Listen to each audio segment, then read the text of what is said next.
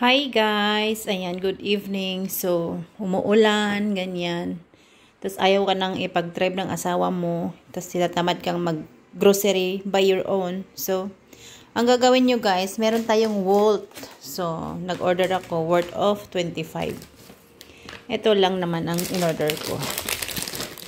Diba?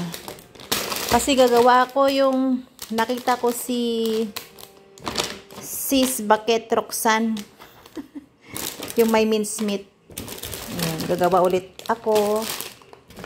Yan, ayan yung binili ko sa Wolt, guys. Malapit lang naman, kaso lang, umuulan, ayaw pinag-drive ng asawa, pagod. Tomato, guys.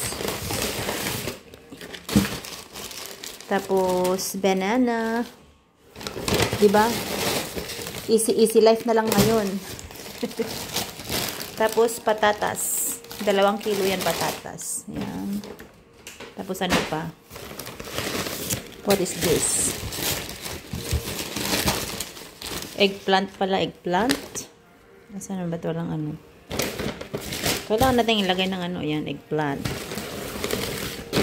Tapos, maruli. Ayan. Maruli, guys.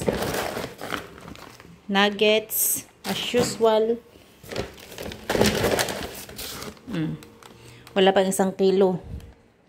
700 grams. Ay, 800 grams pala siya. Tapos, milk. Iba na talaga ang ano ngayon. Ang panahon. Puro deliver na lang, diba?